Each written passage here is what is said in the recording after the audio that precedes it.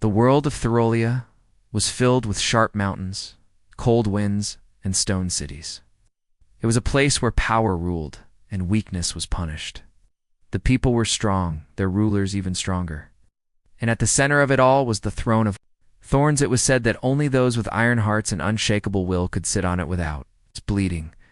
Alira was born to sit on that throne. From the moment she could walk, she was trained to fight, to lead, and to win. Her mother, Queen Valeth, ruled with fear and fire. Alira watched her mother order battles, break enemies, and make even the strongest warriors kneel. She never cried. She never smiled. She ruled like stone. Alira wanted to be just like her. She practiced sword drills every day, studied history and politics, and learned to speak with power. She was tall and proud, with silver-blue skin like the rest of her people. Her eyes were sharp and her voice cold. The court feared her almost. As much as they feared the queen, one morning, everything changed. A fire lit the sky. People pointed up and ran to the walls. Something was falling from the sky, burning like a star. It screamed through the clouds and crashed into the forest beyond. The city. Soldiers rushed out, ready to fight whatever had landed. It was a ship, but not a Theralian one. The symbols on the side were strange. The metal was softer, rounder. Inside, they found a single survivor, human. He was unconscious, hurt, and holding a broken plant pod to his chest. His name was Alex Carter. He was a scientist from Earth, part of a peaceful exploration crew. The rest of his team was gone. He didn't carry a weapon. He didn't fight when the guards dragged him through the mud and into the dungeons. He only asked weakly if his plant had survived. Alira heard about him during council. She was curious. Humans were not unknown to her people, but they were rare. Most were soldiers or traders, but this one was different. Scientist, not a warrior. A man who fell from the sky holding a flower. She asked to see him. He was brought to her chamber in chains. He looked weak. His clothes were torn, his face bruised, and yet he stood straight. His eyes, though tired, looked into hers without fear. She asked him why he had come. He said he had been looking for new life, for new plants and ecosystems. I see.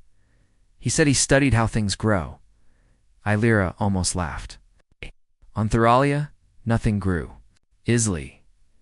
Plants were twisted and hard. Food was farmed in stone beds with special lights. Beauty was rare and always controlled. She asked him what he was holding when he was captured. He reached into his coat slowly and brought out a small case. Inside was a tiny green sprout. He said it was a rose. Alira had never seen one. She leaned in, studying the small leaves, the soft stem. It didn't look like much, but something about it made her pause. A plant that came from a world far away. A plant that bloomed with color and scent. She told the guards to leave. She asked him more questions. He answered all of them, talking about Earth, about nature, about how even in hard places, flowers could grow. He talked about peace, about choosing to help instead of hurt. Alira said that was weakness. Alex said no. It takes strength to grow. It takes courage to care. Alira didn't answer. She only watched him. And for the first time in a long time, she didn't feel like speaking with power. She felt something else, curiosity. Over the next few days, she visited him again. He was still a prisoner, but the chains were lighter. He told her about how roses had thorns, but also beauty. He told her about how Earth once was covered in war, but some chose a different path. He spoke quietly, kindly. And slowly, Alira listened more. She didn't tell anyone. She kept her visits secret. She even asked him to teach her how to care for the rose. They planted it in a small, hidden garden deep inside the palace walls. A place no one visited anymore. As the days passed, Alira found herself thinking of things she had never thought before. What if a kingdom didn't need to be ruled by fear? What if strength meant protecting, not crushing? She didn't say these thoughts aloud. Not yet. Her mother noticed her silence. The court whispered. Alira was changing, and no one knew why, but Alira knew. It started with a rose. Illyra sat in the old garden, her boots resting on stone steps cracked by time. The wind was sharp, as always, but she barely noticed it anymore. She watched Alex kneel beside the small patch of dirt, his hands gently patting the soil around the growing rows. "It needs sunlight," he said. "Real sunlight. But I think it'll survive here. It's stubborn. Like you." Lyra raised an eyebrow. No one spoke to her like that. Not even the queen. But Alex always did, not to insult her, just to speak honestly. "I am not stubborn," she said. He looked up with a soft smile. "Of course not." She looked away, pretending to study the dry vines hanging from the walls. But she smiled a little too. Every day she found a reason to return to the garden. Every day the rows grew taller. So did her questions. She began asking Alex about his world, about Earth. He told her about blue oceans, green forests, and animals that ran free. About cities full of music, books, and people who argued without killing each other. "We still fight," he said, "but we try to be better. We try to grow." Illyra found it hard to believe. She'd only known one way of life. On Theralia, you ruled or you served, you fought or you died. Even kindness had a price. But something in Alex's voice made her want to believe, even a little. She shared her own stories. Not often, not icily, but sometimes. She told him about her training, about the day she watched her mother sentence a man to death for showing mercy. She didn't say how that day made her feel, but Alex understood anyway. "That's not strength," he said softly. "That's fear." Lyra didn't answer. But she didn't argue either. She began to notice things. How the guards flinched when she walked past, how the people bowed with their eyes lowered, how even the high nobles smiled too quickly. She had always seen it as respect. Now she wondered if it was fear. She started asking new questions during council meetings. What if we traded for food instead of raiding? What if we offered peace to the mountain clans?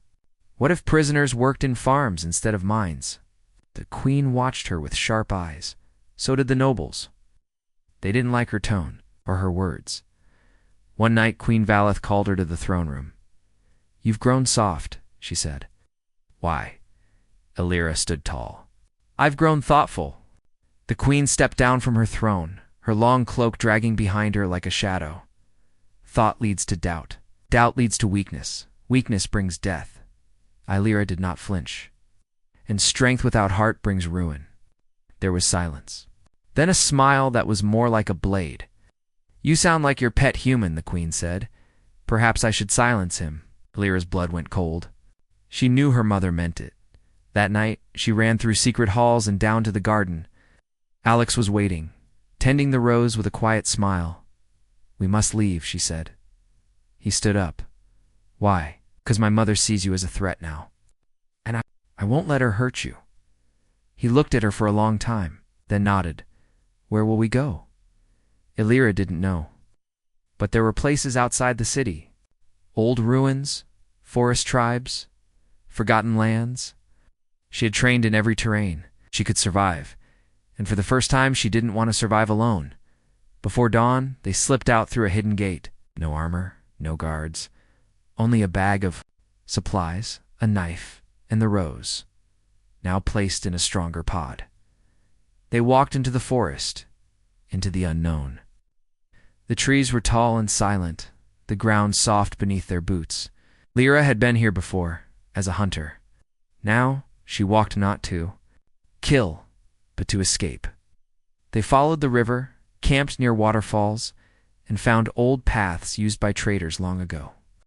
Alex studied plants along the way, always curious. Lyra watched the skies, always alert. They spoke more now, laughed sometimes. Alex told silly earth jokes she didn't understand, but his laughter made her smile. He taught her how to listen. Two birds, how to grow seeds. She taught him how to use a blade, how to walk without sound. They were not the same. They were learning each other's worlds. One evening, they found a village hidden in the cliffs. The people there were Theralyans, but different, softer, free. They had escaped the queen's rule long ago. They lived quietly, growing food and raising children. Illyra asked to stay. At first the villagers were afraid. She looked like the queen. She carried a knife. But Alex spoke for her. Slowly they listened. They gave her a small house. They gave her space. And when she showed them the rose, they stared in silence. "What is it?" the child asked. "Hope," Illyra said. That night, under stars she had never truly looked at before, Illyra stood beside Alex in the garden behind their new home. "Do you miss your world?" she asked. "Sometimes," he said. "But this... this could be something new, something beautiful." Illyra looked at the rose, then at the stars, and for the first time in her life, she didn't feel like a warrior. She felt like something was beginning to grow inside her, something real, something strong, and maybe, just maybe, something good. The small village in the cliffs became a quiet home for Illyra and Alex. Life moved slowly there. People worked in gardens, raised animals, and shared food. There were no guards, no war, no orders shouted across stone halls. For Illyra it was strange but peaceful. Every morning, she woke up to the sound of birds instead of war horns. She helped carry water from the river, helped build new fences, and even helped teach the children how to protect themselves. At night, she sat by the fire with Alex, listening to the wind blow through the trees. The rose had grown stronger. Its red petals opened wide now, and its stem was thick and green. Villagers came to see it, some with wonder, some with questions. Many had never seen anything so delicate and alive. They asked Alex how it survived. He always said the same thing. Yes. Someone cared for it. Illyra smiled every time he said that. But inside she also wondered, could this small life really change a world full of pain? One day while teaching the village children how to hold a blade, a scout arrived. She was young, thin, and breathless from running. "They're coming," the scout said. "Queen Velith's soldiers. They're burning everything. Villages, forests, farms. They say the princess is a traitor." Illyra's heart sank. She had hoped to be forgotten. But the queen would never let her go so easily. That night, the village elders met. Illyra sat with them. Some were angry, some were afraid to send her away. Others wanted to fight. Illyra stood up. Her voice was calm. "This is my fault. I brought danger here. If I leave, they may stop." Alex shook his head. "They won't stop. This isn't just about you. It's about control. The queen sees anything different as a threat." The elders looked. To Illyra, she met their eyes. "Then we must prepare," she said. "I will train your people to defend themselves, and Alex will teach them to grow their strength through unity, not fear." So the village began to change. Walls were built, traps were set. Illyra trained farmers, mothers, and young men to fight smart and fast. She didn't teach them to win wars only to survive. Alex helped in another way. He taught them how to store food, how to use herbs for healing, and how to grow strong plants in hard soil. He even helped build a hidden room to protect the rose, just in case. Weeks passed. Word spread. More people came, refugees, outcasts. Soldiers who had deserted the queen's army. They came with stories of fire, of pain, and of hope. Many had heard about Illyra and the human who brought life instead of death. Together, they built something new. A small group of people from different places. Different lives, but all wanting the same thing. Peace. Illyra started to believe it might be possible. One evening, she sat on a rock near the garden. Alex sat beside her, holding a fresh leaf in his hands. "You've changed," he said. She looked at him. "How? You're still strong. But now you're strong in a new way. You fight for something, not just against something." She thought about his words, then nodded.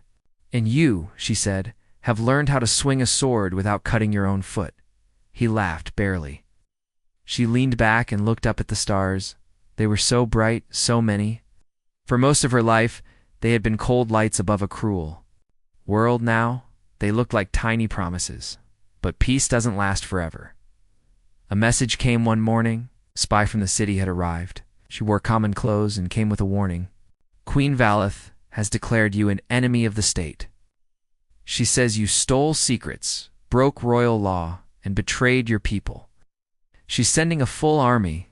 The village fell silent. Illyra stood. How long until they arrive? 3 weeks? They are marching fast.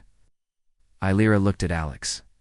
He didn't speak, but she could see the worry in his eyes. The time for hiding was over. Illyra called everyone together. She spoke clearly with no fear. We built something strong here, not with weapons, but with care, not with orders, but with trust. We cannot run from this fight. But we do not need to become like the Queen. We will protect what we've made, and we will show them that there is another way. The people stood with her, not because they were forced, but because they believed. Later that night, Illyra walked. Alone through the garden, the rose swayed in the wind. She touched its petals gently, so soft. So brave to bloom in a world like this. Alex joined her. You're not alone, he said. She nodded. I know. He took her hand. It was the first time. Neither of them said anything, but it was enough. The stars above shone brighter than ever, and beneath them, a kingdom of thorns began to prepare for something new, a battle, not just for survival, but for the right to grow something better. Asterisk, the air grew colder as days passed. A storm?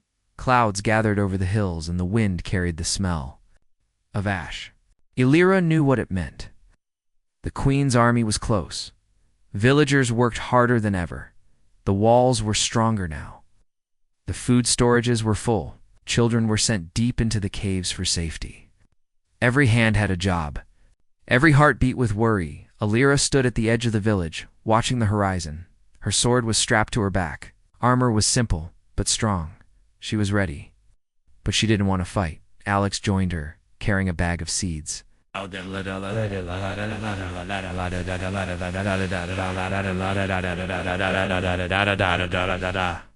Still planting? She asked. Always, he said. If we survive this, something should still grow. She looked at the bag, then at him. And if we don't? He smiled sadly.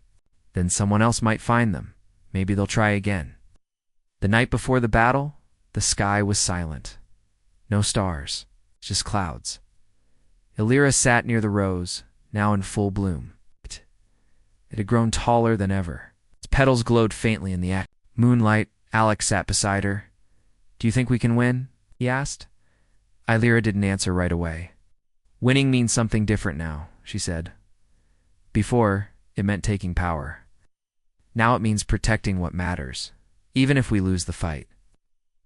The morning the army came. Thousands of soldiers in black armor. War machines rolled across the fields. Flying scouts circled overhead. The Queen herself rode at the front, her face cold and proud. Illyra stood with her people at the gate. Farmers, builders, hunters, not trained warriors but willing hearts. Queen. Valeth stepped forward. You shame your blood, she shouted. Come back now, and I may spare your life. Illyra stepped ahead. You call this life? A world ruled by fear and pain? I have found another way. The Queen raised her hand. Then you die with these fools. The battle began. Arrows flew. Fire rained from the sky.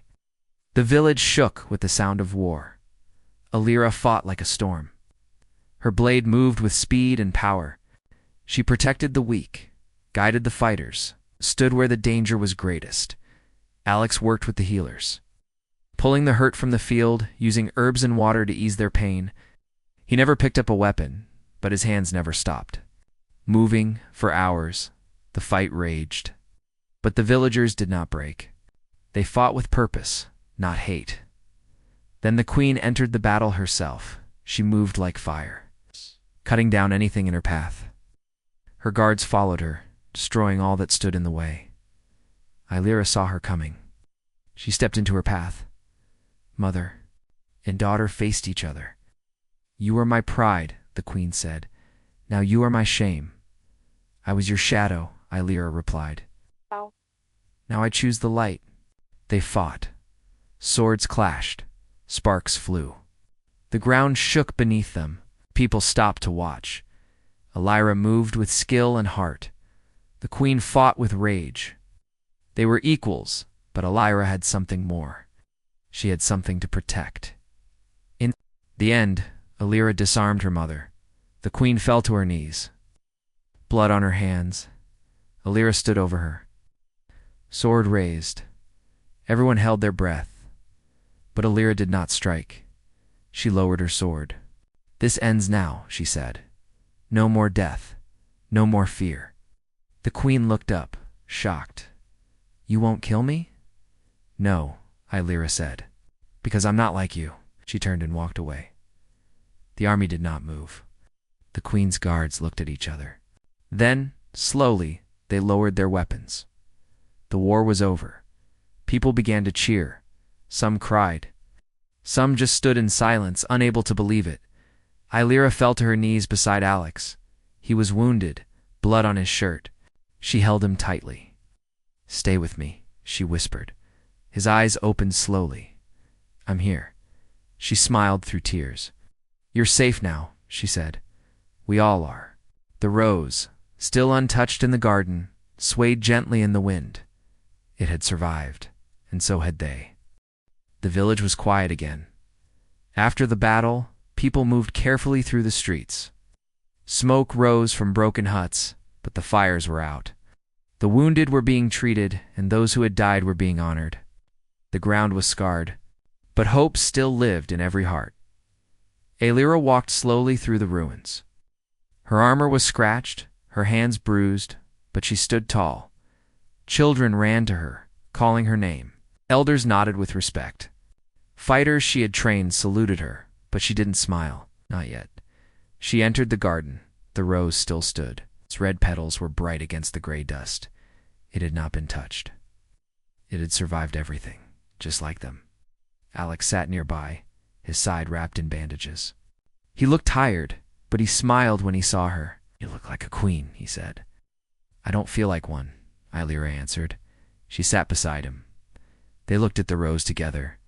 "People are waiting," Alex said. "They want to know what comes next." Elira nodded. "They want peace." "So do I. But peace must be built just like walls and gardens." For the next few days, everyone worked together. The village was cleaned and repaired. New homes were built. The wounded were healed, and food was shared with care. Soldiers from the Queen's army who had laid down their weapons were allowed to stay. Many chose to help rebuild.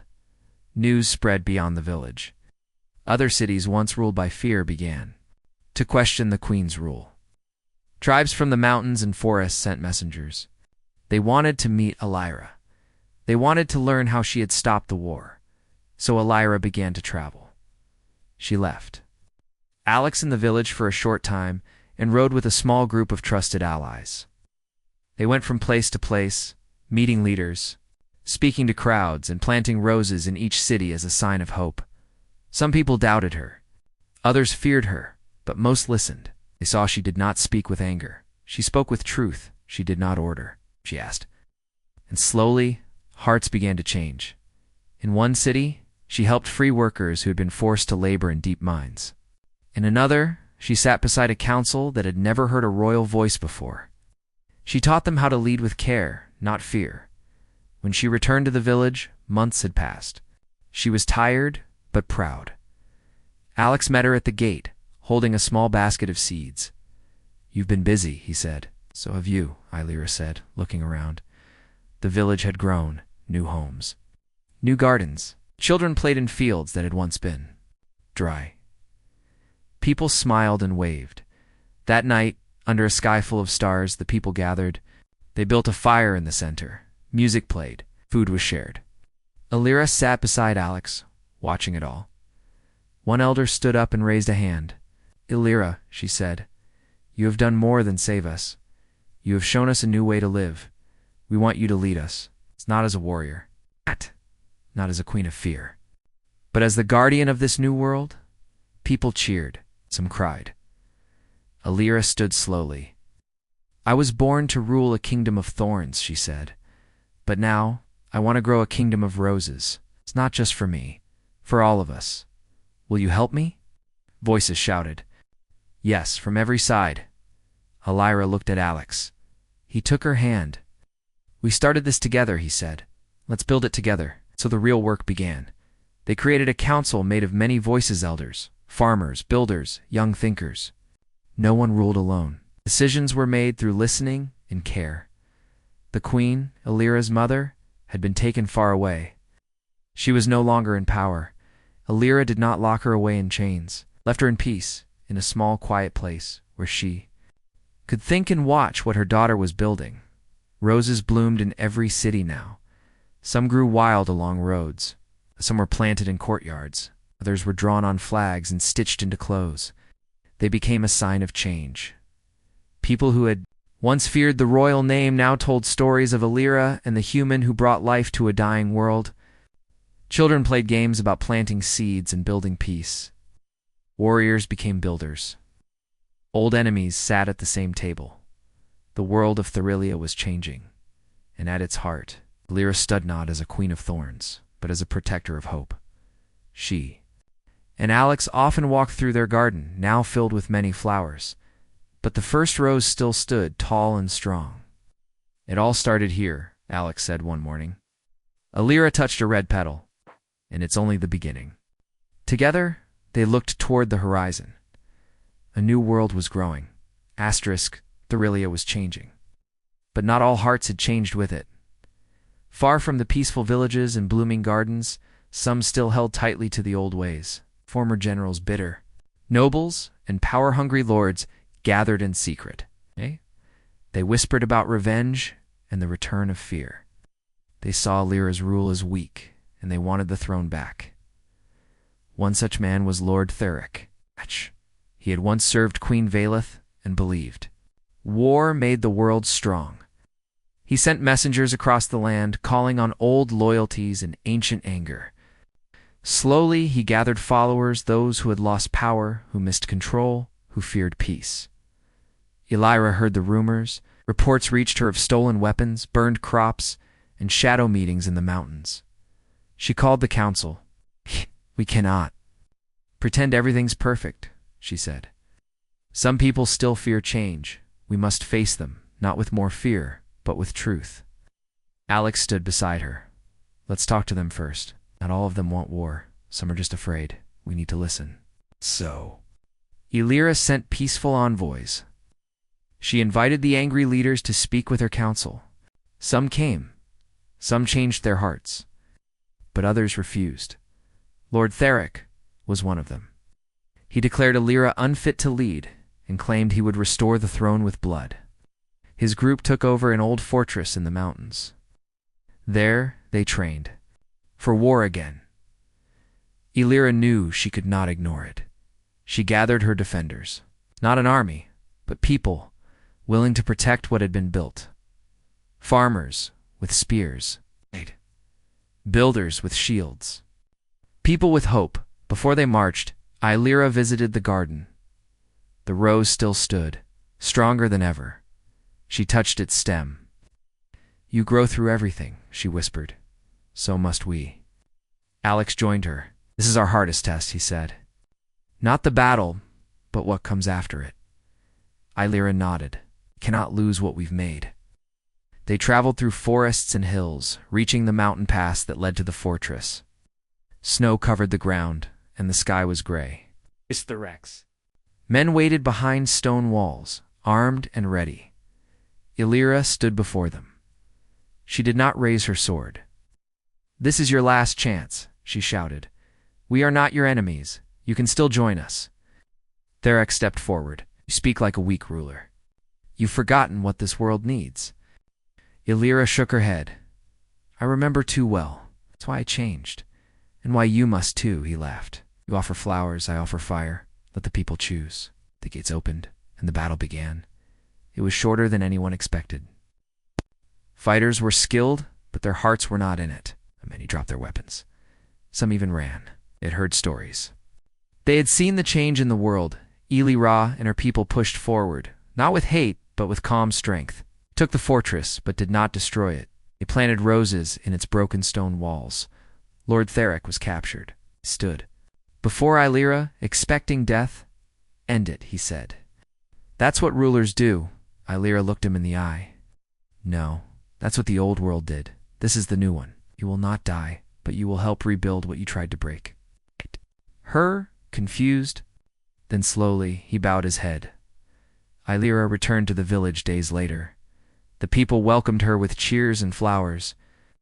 Children threw petals in the air. Elders sang songs of peace. That night, Illyra and Alex stood in the garden again. The rose had new buds. Around it, new flowers bloom, yellow, white, blue. A whole garden now grew where once there was only dust. We keep moving forward, Alex said. One step at a time, Illyra replied. She looked at the sky. It was clear and full of stars. The old world of Thorns was fading, and something better was finally growing in its place.